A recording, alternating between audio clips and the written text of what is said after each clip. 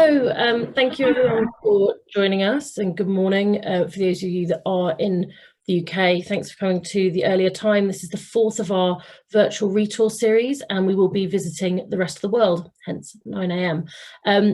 For those of you who don't know, over the years we've had 2 live events cycling all over London and visiting cycling facilities in new and refurbished buildings to see what they have to offer. We've taken this year the opportunity to take ReTour virtual, and this series of webinars kicked off with one covering London, as per previous events, and then we've widened our view to the rest of the UK and now to the rest of the world. There will be a final webinar looking at specifically Europe, and if you have any projects that you think, oh, I'd be really interested in hearing about that, or you think could contribute to this great discussion, please let us know, and there will be a link at the end. Today, for this stage of our series, we have a panel of 3 guests from Five at Heart, based in the US, Europe, and coming to us from Australia today, the Cycling Embassy of Japan, and Lend-Lease, also coming to us from Australia today, but having covered the UK previously. Neil Webster, who's been a lead on active travel at Remit Consulting, but also a spokesperson for cycling throughout the industry, will be chairing the panel with our guests. We're hoping to have a great conversation that he can lead. The rest of the team is here and will be working away in the background. George Halin and Sarah Waller, Sarah Raid and Andrew Barber are all diligently going, and you may see George and Sarah pop up as they manage the chat and the polls throughout. We do really want you to contribute and ask questions, so please use the Q&A section, and Neil and I will try and put those to the speakers as we go through. We will try and get to all of them, and if we can't, then I'm really sorry. But there is a mug competition still going on. The best Q&A will win a ReTour mug, which is now a coveted item, and please feel free to tweet at ReTour Cycle, and we'd love to see everyone having a good time. We will be intending to finish at 10 AM in the UK. So without further ado, I'd really like to introduce our panelists. First of all, we have Duncan Young. Duncan is the Head of Workplace Health and Wellbeing at Lend-Lease. And as a fitness and health enthusiast, he continues to consult with external businesses wanting to develop their own health and productivity strategies. Like I said, currently based in Australia and previously being in the UK, and I understand swam to work this morning, so really practices what he preaches. Alongside Duncan is Chad Fairn. Chad is originally from the US and has emigrated and is now has helped to launch the Cycling Embassy of Japan. So really interesting, different culture there. He is an urban cycling consultant where, well, he worked with urban cycling consultant Brian Kidd to promote better cycling infrastructure and build a network through the cycling community in Japan. Last but not least, we're joined by Justin Steers at Five at Heart. Five at Heart have been a long-standing partner with Remit, so we're really happy to have them here and represented on ReTour. Justin has embraced the right to work revolution early on and understands how sorry, don't know what's going on today, but how products and services can make the experience more magical. He's founded Fresh Locker in 2010 to elevate the end-of-ride experience, and then co-founded PFL Spaces. Now heads up Five at Heart and is based in Australia currently, but launched Five at Heart across Europe and in North America. So with everyone introduced, I'll hand off to Neil, who can kick us off. Morning, everybody. And yes, I think Duncan's put us to shame by, I don't know how far he's swum this morning, but I'm just sat in my chair, I'm afraid.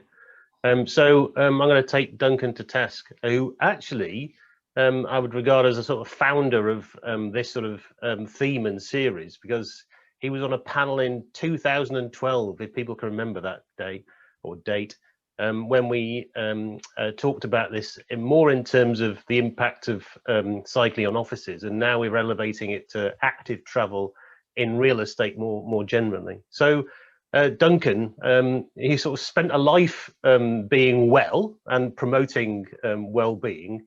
Why do you think active travel is so important for businesses these days?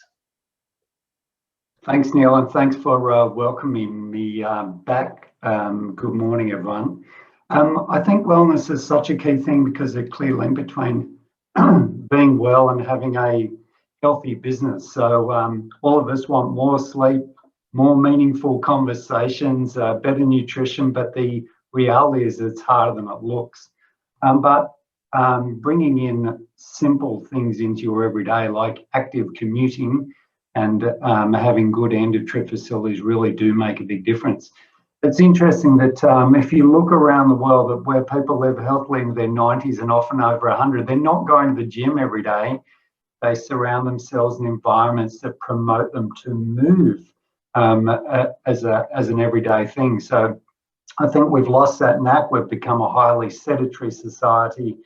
And especially as a knowledge worker, we need to bring back movement. My daily commute is not to swim, but because I work from home, I reimagine the commute every day, which could have been a ride to work. But of course, I swam my normal 1500 this morning in the ocean. The water's beautiful in Sydney at the moment.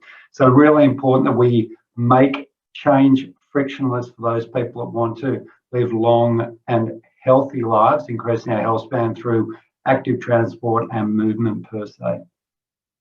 So thanks. So you've sort of given us a sort of broad overview there. I just wonder what you think in terms of the variation from country to country. So first, I suppose that's the sort of propensity for people to travel actively, and then I guess a sort of quick overview about what you think the infrastructure and end-of-trip facilities you've experienced, having sort of been in the UK and elsewhere. And whilst you're doing that, hopefully our attendees and participants, as you can see, have told us which sort of countries that they've got experience of. At the moment, the US seems to be leading, but it's still going on. So if you want to pick up on that, thanks, Duncan. Yeah, no problems. Yeah, well, look, living in the UK, I arrived in 2007 and left in 2013. We definitely saw an enormous growth in cycling in the UK over that period. Largely short trips. I was living in Islington or Stroudgreen at the time, so it was actually quite an easy 10 to 20 minutes to Regent's Place.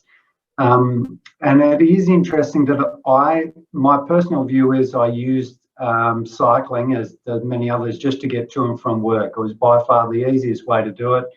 Took the same amount of time as the tube, but it's just nice and easy. Due to the climate, didn't need to shower every day because you never really got hot, I found, in most circumstances. If we were fast forward that into Australia, my personal view is that there's more recreation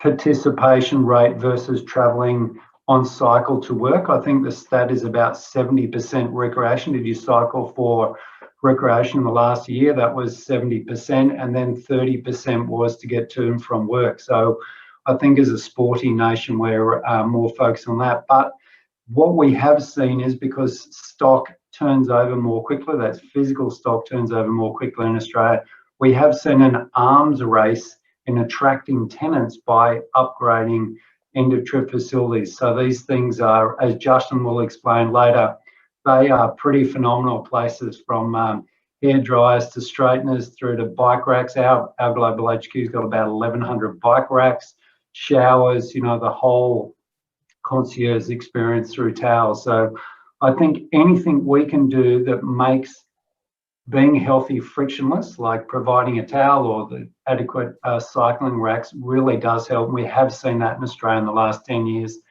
as people use their buildings to attract tenants through essentially some kind of wellbeing mechanism. It's a pretty obvious thing. If you care about your people, then obviously it's a pretty obvious thing, if you've got good end-of-trip facilities, to be able to point that to say this is a physical manifestation of that. So definitely seeing more of that in Australia recently, and Justin will touch on that shortly. I'm looking forward to Justin telling us all about hair straighteners, so that's something to look forward to. He overdid it. Oh, that's right. I have very great experience. So just because I know, of your particular locations, Duncan. So you could tell us a bit more about Regent's Place, and also I think is it Barangaroo in Oz. From your employer's perspective, what's in there and what your experience is of it. Yeah, look, our purpose or our vision statement is, together we create value through places where people thrive. So thriving people are often healthy people. At Barangaroo, we've got 3 large towers. It's the first carbon neutral precinct, I think, globally to be registered. These are big, colossal places. 22,000 employees come to the Three Towers of Barangaroo. It's got a platinum wellness rating. Again, 1,100 racks downstairs, complimentary towels, obviously showers and things like that. But we've actually physically got a concierge. So obviously you've got people coming to bike repair services. You've got some contact with people when you come in. But I think, Lend Lease, like all the other big owners of properties, are definitely investing in these kind of facilities. And there are some beautiful places being created currently. But I think it is really key that we show that we are making this, encouraging people to actively commute. And the byproduct is we get these odd people we call lunchtime runners participating as well. So as soon as you provide a good shower, a place to put your stuff, drying rooms and things like that, suddenly we get another range of people who are then using the facility. So I think end of trips and cycling facilities just the part of it, and then you get all the others joining in as well. So definitely a big part of our push to help people thrive in both life and work. Thanks, Duncan.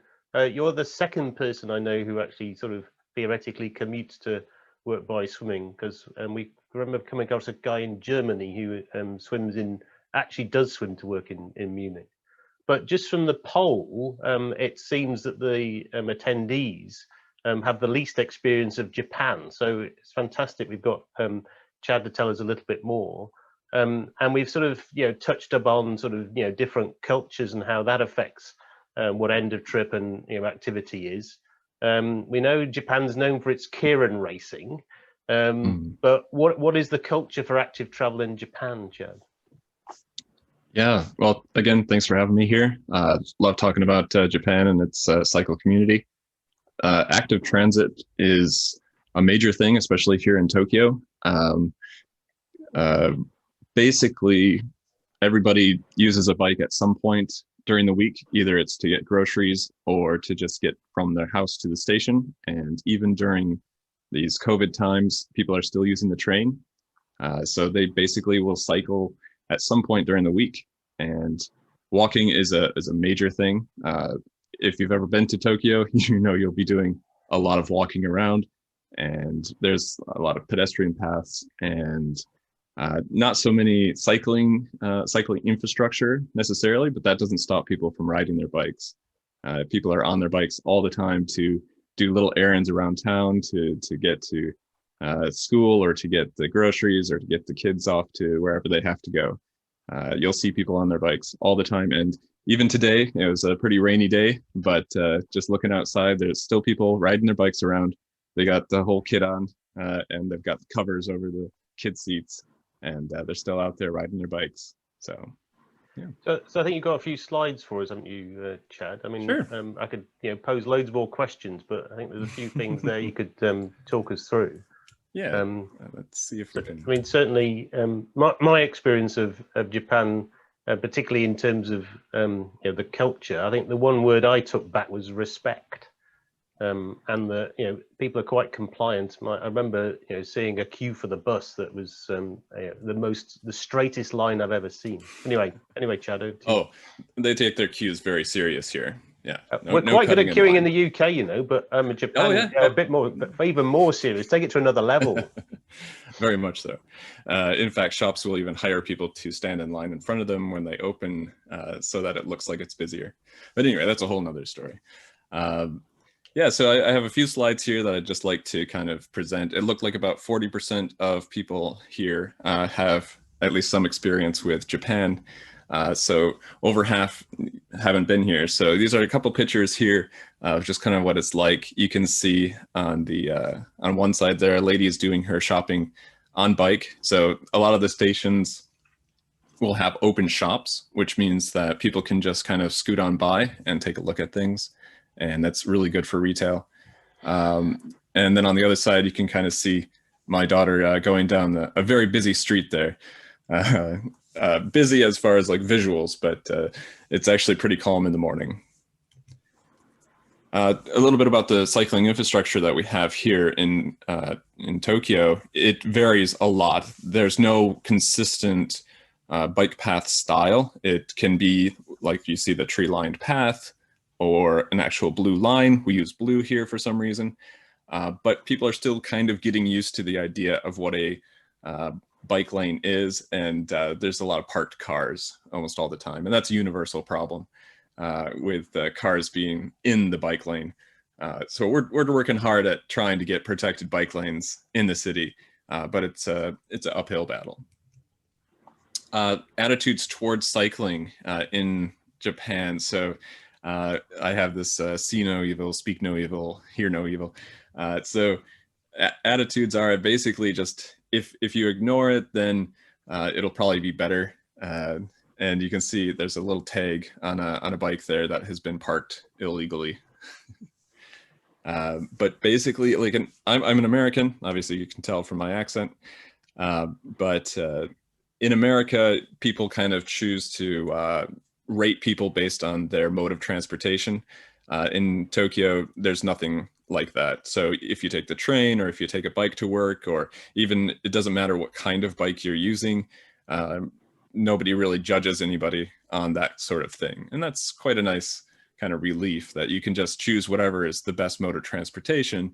And most people choose the bicycle for their normal everyday getting around town.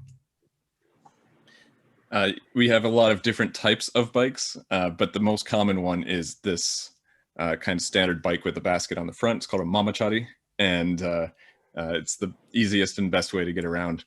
And you don't have to worry about it, because usually you have your really nice bike that you keep in your apartment, and you only take that out on the weekend. And then you have your mamachari, your just kind of junk bike that you can use if it's raining outside. So you can also see that on a morning commute, if it's a nice day, you can get a whole plethora of different people out there on the streets. We don't really have a lot of bike lanes, so everybody just kind of crowds around the street. You can see here you've got a mom and an office worker, a salaryman, delivery guy, and students, and they all just kind of merge together on their way to work in the morning. And also you've got people like me. You can see there, that's Brad, my other tour guide friend, and he's you know, living life. And also it doesn't matter what kind of weather it is out there, people are out there all the time. So they have their umbrellas, and you're not supposed to ride your bike with the umbrella, but people do it all the time because you're going to ride your bike. There's one thing that is kind of different. So there's two kind of camps that we have in Japan, and I'm sure this is similar in other parts of the world, where you have your bicyclists, which are the kind of recreational cyclists, the people who go out on the weekend, have all the kit and the really nice bike. And then you have the cyclists, and those are just everyday people just getting to work. We don't have any like helmet laws or anything like that. And people don't really wear special clothes when they go to work. They just wear whatever they're going to wear for the day. And the seasonality of things means that in summer you wear your suit, but when you get to work, you just kind of deal with it being hot. People don't cycle very fast here, and so you don't get really sweaty. Even in the heat of the summer, it's still manageable. We'll go quickly through this. The police, one of the reasons why like cycling kind of works here is because enforcement is actually pretty low.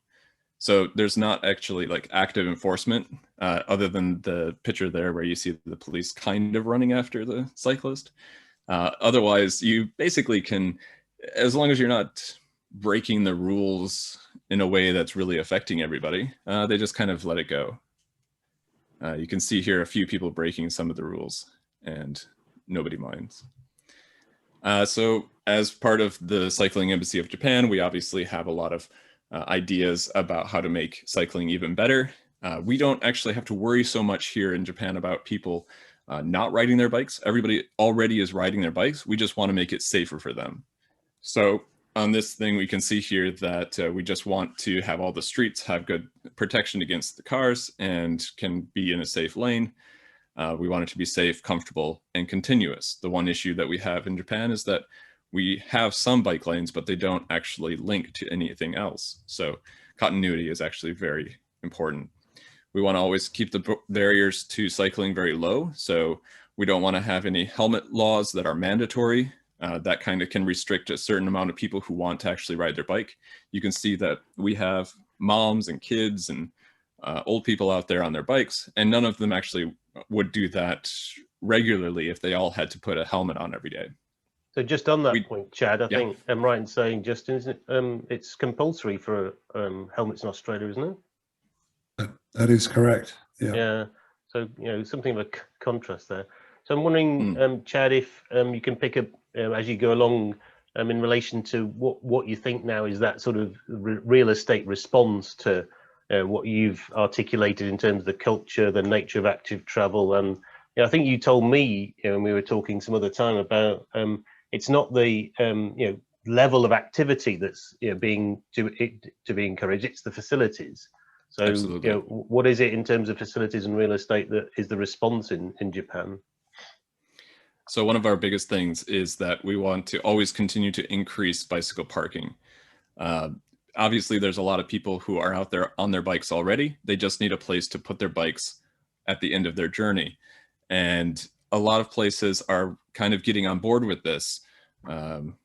We can see here that a lot of buildings that have been built in recent times actually have a bicycle parking lot in them. So these are department stores or large office buildings, and they have an entire floor dedicated to bicycle parking. Sometimes it's even on the 8th or 9th floor. You actually bring your bike up in an elevator all the way up to those floors.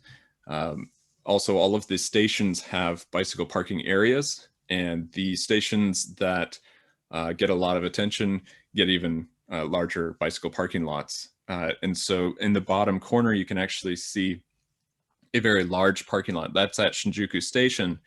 And Shinjuku Station has about millions of people commuting through it every day. And so they need actually a decent size bicycle parking lot just to handle that. And it is becoming a destination. So about 5 years ago, Shinjuku had very little bicycle parking, and nobody wanted to go there on the weekend to do any shopping or to do anything because they couldn't park their bike anywhere. And so now they've added a lot of on-street bike parking and also these bike parking facilities at the station. So people feel that they can actually cycle in, do some shopping, get the latest camera from Yodobashi, and take off. This has sorry, just back on that photo, yeah. Chad, that has gives a feel more like, you know, the Netherlands, really, where we've seen places like Amsterdam, Rotterdam, and the like, with just thousands and thousands of bicycles. So, yeah, you know, I think there are some similarities. So, absolutely, any culture that has. Sorry, Chad, a question's just come in actually, which I think is quite interesting. Is what's the level of cycle theft in Japan? Theft in general is pretty low, even in Tokyo, where we have the biggest city. Bicycle theft used to be one of the things that was kind of higher than other kinds of like thievery. So people would steal umbrellas and people could steal bikes, but actually lately, because of these bicycle parking lots that automatically lock your bike, we don't have very much theft, unless you have a really, really nice bike that somebody wants to nick from your parking lot. In general, we don't really have very much theft. So you can leave your bike unlocked on the street almost all day, and it'll still be there when you come back. And that's more of a culture thing. It might not work in other parts of the world. Keep going. I know there's a couple more, but we've got some really good questions coming in, actually. One of the people probably have seen this online, where Tokyo has these, you know, automatic parking garages where you can put your bike into this and a robot will park it for you. We do have them. It's very expensive for people to for municipalities to actually put these in. Companies don't really use them, and users don't really prefer to use them because they like easy access to their bike. Especially if there's an earthquake, which we do get quite often. People would rather just be able to go over, grab their bike from a street level bicycle parking lot. Here's kind of what it looks like inside on this little model.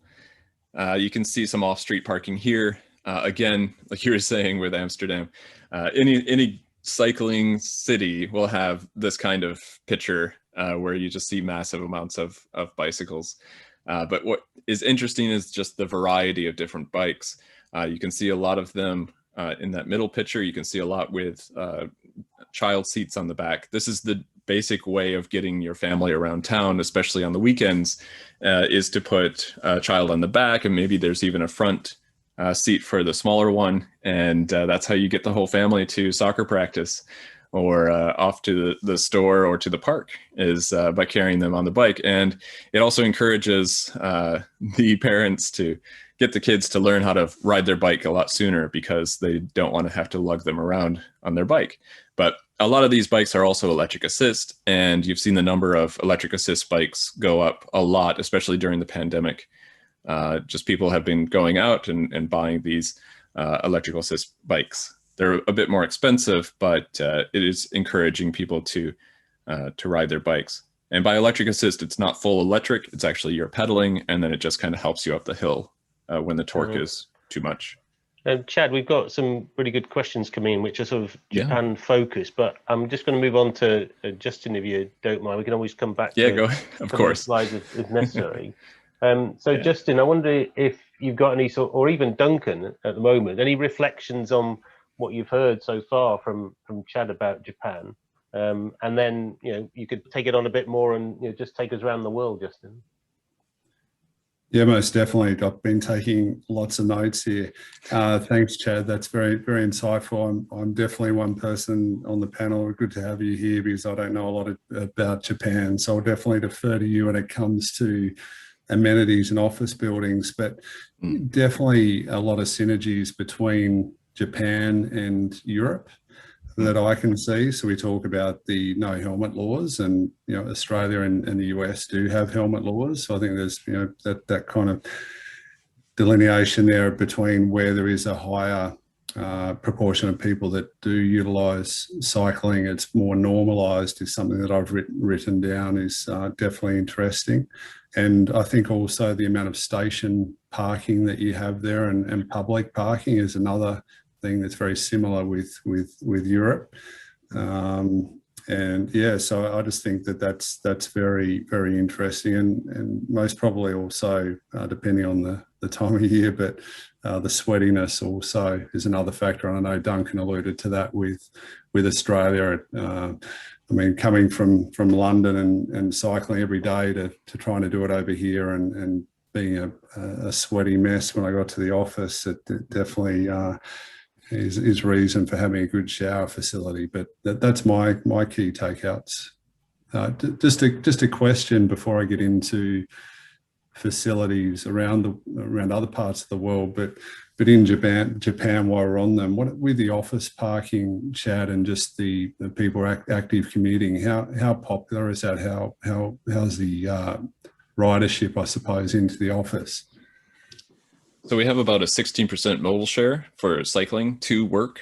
And that sounds pretty high, but I think it's actually even higher just because people don't actually cycle all the way to work. There's a lot of office buildings that are being built right now that have bicycle parking facilities, not necessarily the beautiful lockers and shower rooms and all of that kind of stuff, but they actually have a bike parking area. But for the majority of people who actually ride their bike to work, they will park near the station or even near a station near their office, because companies in Japan will actually have insurance that covers the commute to work. And some companies don't actually cover cycling as part of that coverage. And so they actively encourage their employees to not cycle to work. But that actually doesn't stop people from cycling to work. What they do is they have a little trick where they ride their bike to a station near where they work, and then they'll hop on the train and then take the train to work from there. And a lot of people also who live on the outskirts of Tokyo, they will cycle to the station from their house just to save that walking commute time, and then park at the station near their house and then take the train in. So there's a lot of multimodal transit going on, and the bicycle is an integral part in that. So Wow. Sounds like you need some Bromptons down there for that multimodal travel. But taking your bike on the train is a whole nother story. So you can have a Brompton, but the bicycle on the train rule is that the bike has to be completely covered in a bag so that you cannot see that it is a bicycle, or any little bit of it that's exposed. Even the saddle is a no-go. So you have to have a completely covered bike on the train, because of course, we have packed trains and nobody wants to get their fancy shoes dirty by your bike rubbing against them. So yeah, there's a whole lot of reasons why people do what they do here. Justin, before you just continue there, I think there's a point that the two of you have raised quite well there, and that's the importance of the multimodal aspect of travel and active travel. And I think there's a sort of view for many that people only have one form of travel, don't they? Which is a perfect time for us to put up a poll, I think, Sarah, because we think that people have various forms of active travel. So very much just wants to comment on how they go into work and the sort of things that they take part in. And if 90% say other, we've got this slightly wrong. But anyway, Justin, whilst that's up, please do carry on. And I think you've given a great plug to one of our attendees, by the way. I won't rename the brand you referred to, but That's right. we do have one of their people on the call. But excellent. Well, I hope my Brompton's in the mail. Oh, you've done it again. Anyway, I was going to start off with a poll, but we'll hold off there. And I was going to thank everyone for coming today, because I thought you would have, most people should be in the pub, but that's not until the start of the month. Is that right? So there's an extra day. So you've just got in now. No, we can get outside the pub. We can't get inside the pub at the moment. So people might be sitting outside listening to the exactly. Probably too early. It's not too early over here. But yeah, thanks everyone for attending. It's great to be here. In the company of the other panelists that we have, and it has been very insightful. So my job is to talk about the culture and the wellness, and what does that mean from a facility perspective. So hopefully I can give you some insight into that. And starting with UK, and Duncan talked about cycling as more of a mode of transport, and that is most definitely something that I experience. And I think there's a lot of research that talks about the fact that if you do utilise cycling as a mode of transport, you're less inclined to do it recreationally as well, which probably flies a little bit in the face of what you're saying, Chad, but maybe it comes with the helmet laws and the type of environments you've got as well. But that's very much what we found when I landed on the shores. The type of facilities in the UK would be that they would traditionally have a higher quantum of amenity, but generally more utilitarian. And that's just based on the fact that you're trying to accommodate the amount of cyclists that you have there. And I think also from a climate perspective, you're not getting as sweaty. Most people are cycling in their gear that they're wearing to work. So the focus or requirement on your change rooms isn't as high as it is in other countries, as I'll talk about. But there is also, as again Duncan alluded to, the fact that this isn't just about bikes. This is about health and well-being in general. So these are more, and should be seen as more wellness centres and having connection between the amenities. So change rooms and other facilities, as we talk about, are definitely important. We've definitely seen a shift in the market. Some of the projects that we've been involved in, and check out our website, you can see more images, I'm sure, on the next physical ReTour. And one of the other physical ReTours that we had, I think the first one or the second one, where you visited some of these sites, but 22 Bishopsgate, the Bureau, Riverscape, all have amenities where that quality is starting to come to the fore. And we're working on schemes, including Olympia, that have still a high quantum of facility, but they also are focusing now on the quality. So that's great to see that coming through. If I move across to North America, active commuting isn't really a thing and we didn't really talk about that from a wellness perspective, but I have been quoted in Velocity magazine as saying that they're very much a petrol guzzling culture still. And from a North American perspective, Chad, I don't know if you would agree with me. Very much so. Definitely. Yeah. And I mean, health and well-being. I mean, people over there are still kind of fit and active. The fitness centres have been a fabric of buildings for a long time, but bike rooms are not seen as part of that co-amenity. So when I talk about, you know, having connection and having these amenities seen as a whole, that is not the case over there. And they're small spaces, basic spec, minimal amenity, and generally located in the garages of these buildings. Justin, can I just bring a question in there, because it's really good to link it to that. So Mike's asked us about America. He's calling it. I think I'm assuming he's referring to North America.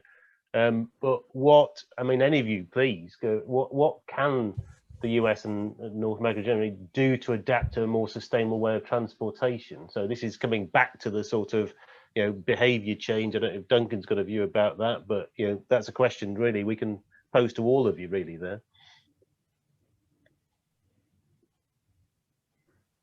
Yeah, look, I can jump in.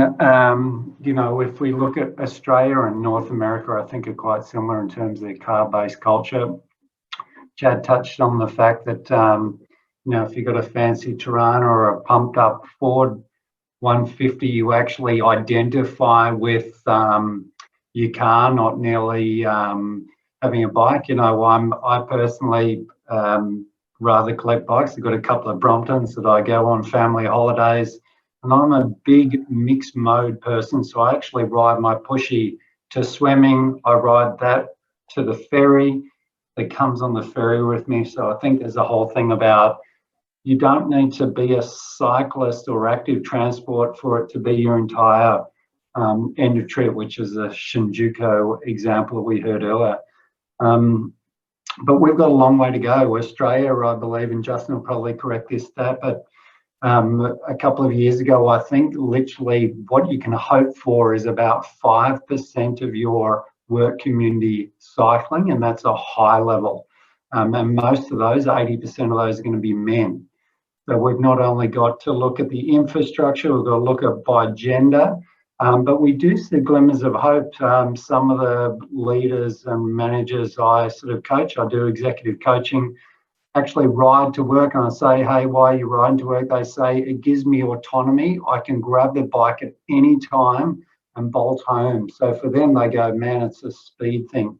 Obviously, to live near work in Sydney, you've got to have a lot of loot. But it does show that we can look at cycling in this as a whole, is a small part of a whole approach to how we keep fit when we actively commute.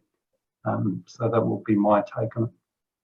Thanks, and that might take us to that other poll actually, because you referenced a few cars there, Duncan. Let's use those as the benchmark. You know, how many bikes do people think they could fit into a typical car space? So get voting there. I don't know if you want to come in, Chad, or we go back to Justin. It's entirely up to you. Let's go back to Justin. Yeah. My only point was just about, you know, how if you can get women on bikes, especially younger ladies, you're actually proving that it's safe to be out there. If you can get a mom with her kids on her bike out on the streets, you've created safe enough infrastructure or a safe enough city at least that they feel confident to be able to go around. It's a big marker of a good cycling city. Yeah. So Justin, you can go any way you want now. You've got some results on your number of bikes. Of course, they presumably weren't folding bikes. Yeah. That's right. And we'll go full size I bikes. stopped you in full flow on you know, continuing your thoughts. So. No, I think that is what it's about, right? Steering the bike where it's kind of pushed. So, well, that's interesting. Well done. Like 15 is actually the answer there, guys. So, applause to you all.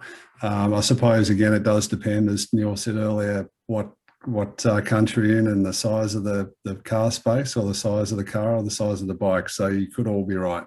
But just kind of moving on from and finishing off on North America before we roll on to Australia. So just to, if you look at a building, it's always good to be able to picture something, but if everyone wants to Google, if they haven't seen it before, the Salesforce Tower in San Francisco, it's a spectacle. It definitely stands out on the skyline. And you look at that building and say, they must have a lot of bike parks, particularly if you're based in London. But that building actually has 280 bike parks, and it's a 1.5 million square foot building. So that equates to, if you think around a 12 square metre occupancy rate, occupancy, that's about 2% of the tenants. But in general in America, I'd say that's high. It's probably less than 1% of bike parking accommodation per occupant. So there definitely does need to be some radical change over there. And I think the guys have hit on some very key points there. It's about the level of amenity. I think it's about that kind of holistic view to the spaces. It's about the helmet laws. And I don't want to open up a can of worms there, but also the infrastructure that leads to the facilities, because you can have the best facilities in the world, but if people don't feel safe getting there, or don't feel that it's an inclusive type environment, then they're not going to do it. But I'm not going to slam North America anymore. They actually do some things pretty well. I'm just going to share my screen for a second, if I can here. And a couple of those things are leading the way on repurposing of space. So it's a couple of images that I'll relate. And look, this is out of our design, some of our design principles, but front of house is very critical. If we want people to use these spaces, and we want them to, when they need to be front and center, they need to be inclusive, as we talked about. And this is actually an image of a building in US where you can see that the bikes are visible from the street. There's the access straight off the street. So that's the type of thing we want to be seeing. This is actually Broad Street in New York. Similar kind of arrangement here. We've got access directly off the street. These are flailing retail areas where the owners have decided, well, let's turn them into active kind of bike rooms, which I think is a great initiative. The other thing is bank vaults as well, we've seen. So if we come down, and this is probably more if we were to look at sustainability, so I'm just going to jump around a bit here, but and Duncan alluded to this, is a net carbon zero, and obviously this is becoming a big focus for a lot of landlords and for consultants as well. A lot of money to be made there, I'm sure, but this repurposing of existing buildings, and there's no better exemplar of this than the Spruce Goose Hangar in LA. So this is actually the building here. It was featured in The Aviator for those movie buffs out there, but this is actually now Google's headquarters in LA. Very sustainable, exposed timber, a lot of open space. It's got a bike park which has our product in there, which is amazing. Still not very big when you look at it. That's about the extent of it, but they're actually still including that and repurposing space, which is great. This is an interesting one. So this is an old bank vault in Montgomery Avenue in San Francisco. But again, you can see they've gone, well, we're not going to be able to move this thing, so let's turn it into a bike park. So some really interesting things happening in America as far as, on ground front of house presence of bike parking, but also repurposing of space, which I think can be lessons learned, and we're starting to see in real estate across the globe anyway. And certain cities bucking the trend. I mean, Denver, Chicago, San Francisco, and Toronto, where we're starting to be very active, is a city that is very similar to London and Sydney as far as the type of infrastructure and the quality of amenity that they're starting to put in. Justin, sorry, we've just got a question that I think this sort of leads into. We've been talking a lot about, it's not so much US specific, so this could be for kind of anyone, but there's been a question about, there's a lot of focus on facilities when people get to work and how you have storage once you get to work. So are resi developers and landlords missing something with access and bike storage at home, you know, where people live? Obviously, like in London and you know, the US big cities and Sydney, there's a lot of apartments. And Chad, I think you alluded to you keep your bike in your apartment. I know a lot of people in London who carry them up their stairs. Do you think that's where kind of resi developers and landlords are missing the trick? Is that an issue, do you see? Any of you really? I might just pick up there while we're waiting for Chad, but we've definitely seen in a lot of instances where people that are using good facilities at work are then championing, I should say, for good amenity at their home as well, particularly when they live in multi-dwelling type arrangements, body corporate arrangements. So I think it is most definitely important that there is an emphasis on that. I mean, multi-dwelling has always been an issue because it's generally been a tick and flick from a development perspective, and quality isn't the highest focus. But build to rent, which is obviously big in the UK, it's starting to become a thing down here in Australia as well, starting to see a more quality amenity across the building, and that includes both your not your end of trip, your starter trip amenity, but also the collaboration type spaces and office spaces that these types of buildings have as well. Thanks, Justin. I think that what we're moving into is something that is a theme we've touched on before, really, which is that you know, back in 2012, back in that time when Duncan was on the panel, we were almost going, oh, please, can we have something? Yeah, and now we're talking about a huge variety of it. And yes, we were talking about end of trip, but we've got a question from, and I won't name, but actually the co-chair of the all-party cycling walking group in Parliament in the UK. So as referenced a particular product in the UK, but suggesting that most people don't have the benefits of the sort of workplace that you're talking about, are you three? Yeah. So what can the property world do to raise the bar that impacts on public realm and other workplace and employees, which is almost exactly the question we're posing at the start of this ReTour. So I'd like each of the three of you to pick that up and either hand up or just shout out. So go for it. I'm happy to go first. So one of the things is this is broadly applicable at any health and wellbeing level. The biggest change you see is from doing nothing to doing something. We find that the most powerful programs from a health and wellbeing point of view have relatable role models who can influence and showcase the kind of even small changes. For me, riding to the ferry and then the ferry to work. You need to vote with your feet and then vote the right people into power who prioritise active transport as a mode of transport for society, safer, less pollution, fitness, bump into people and all the rest.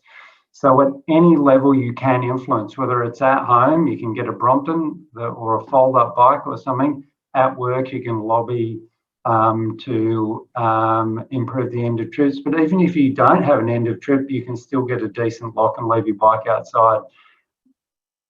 We just need to do the best we can with the situation that we've got. In Australia, we're blessed often with some great end of trip facilities, but it doesn't stop those who don't have any facilities cycling either. So that will be my take. Just a quick yes or no, Duncan. Do you have cycling lobby groups in Oz in the same way that we have in London Cycling Campaign and such? Yeah, look, there are some groups. I wouldn't say they're nearly as powerful of what you've got in the UK, but there are membership-based groups that lobby political parties, etc., to provide. Everyone's got a part to pay from an infrastructure point of view. That's largely the government. From a workplace point of view, largely employees. And then there's the individual point of view. What can I do? So we've all got to do our bit, is my view. Thanks.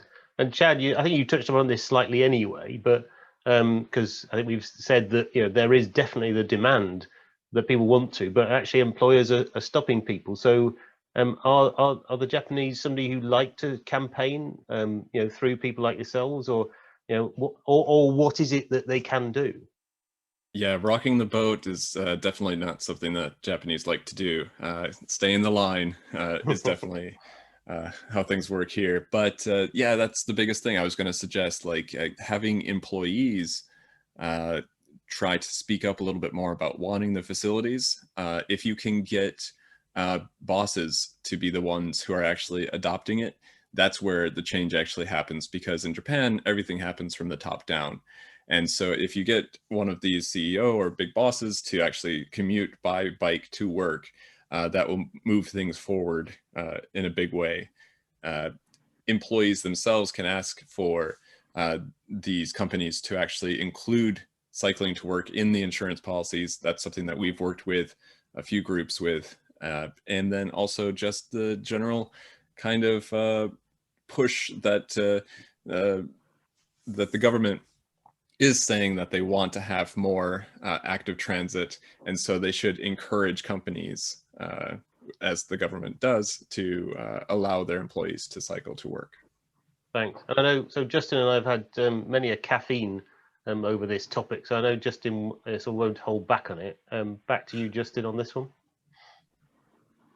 Yeah, look, I think if you're in, and a lot of people that are on this call are in positions of power in the office industry and can influence, but ultimately I think it's about caring, and with that care I mean that with developments, redevelopments, and I know that this is stipulated as part of that as well, but if we talk about the public realm, that there is actually consideration of the public realm, and what does that mean for active commuting and people moving, and that shouldn't just be a tick the box or an afterthought. It should actually be part of the planning. And if we talk about that infrastructure and how people get to an office, one of the things that we've most definitely tried to champion as part of our work is that there is a process of thinking about how are people commuting to my building? What's the safe ways of travel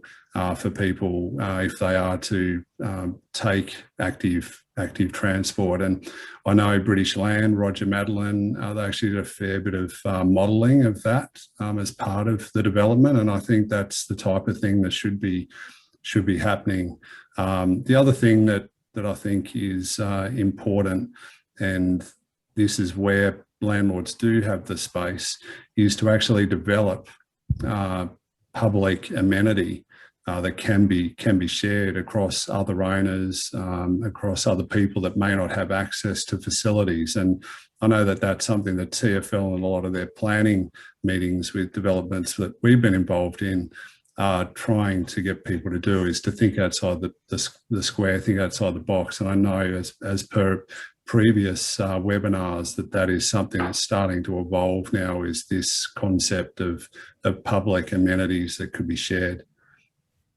Yeah, and that's the subject of one specific question, which talks about what it is, for visitors and for people who aren't actually, tenants in buildings.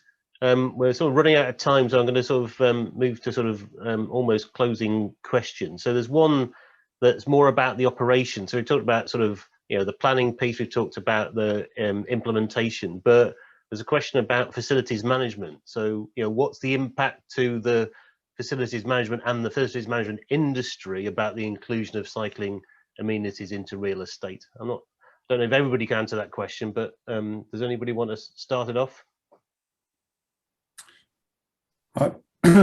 I'm happy to quickly. Yep. It's something that most definitely has to be considered. I don't think you can just put in amenity and set and forget. It very much comes down to setting expectations. Having terms and conditions is really important, I think, and getting your users to sign up to those. And that's something we've worked with a few owners on, is having those. And that's not the rule book like it is in Japan and chasing people down the street. But I think you have to set some ground rules around the use of these amenities. And then I think there just has to be good follow-up from a maintenance perspective, also making sure that you have good service within the facility, as Duncan talked about earlier, with the likes of towels and soap, and making sure those hair dryers and straighteners are working, even though I don't care less about them. So that's some of the key things I think are important around the facility management. And the larger the facility gets, I mean, I think once you get over 1,000 bikes, 1,000 lockers, and you probably need to look at starting to staff these amenities as well. It becomes an extension of your ground floor lobby to a degree. So having a concierge type service. Yeah. Now I know that we should be referencing our favourite magazine, Velocity, who've been supporting us. And I know that various of the participants have contributed to that. But if anybody wants to look at, particularly on the facilities management side, there is an article in FMJ over the last 2 or 3 weeks, and I won't reference who wrote it. And there'll be something coming up on the back of this webinar in the World Built Environment Forum shortly. But sadly, we've reached that time at which I have to say that we've run out of time, and I'd love to continue the conversation. I might do it as I jump off the call afterwards with our panelists. So I'd like to say thanks to the three of them for their contributions. I'd also like to say thanks for all the questions. We haven't been able to take them, but there will be at least one mug finding its way to somebody. So this is the point I hand back to Melissa and take a little bit of breath myself. Yeah, really, I just want to say thank you to everyone. Thank you to the panel. It's been really interesting. It's been really interesting also to have this conversation following the 3 other webinars that we've had, where we've looked kind of in more detail at specific buildings. So to hear about it from different cultures and different perspectives around the world has been great. Thank you so much to all of you that have joined us and for asking your questions. I've been reading them, and if we didn't get to them, I'm so sorry. We can try and go through and have a look, and if there is some way to answer them, I will try and get that done. There will be a write-up on the website, and there should be information coming out to you shortly. There will be one more, as I said. It will be on the 10th of June at our more normal time of 5 o'clock in the UK. That will cover Europe. So please sign up. Also, please tell your friends, and on social media. There is a LinkedIn group. You might have seen some posts flying around, so please follow us. There will be a link in the chat to the next one as we close down, and the write-up will be available. So thank you so much. Have a lovely Thursday, and yeah, next time.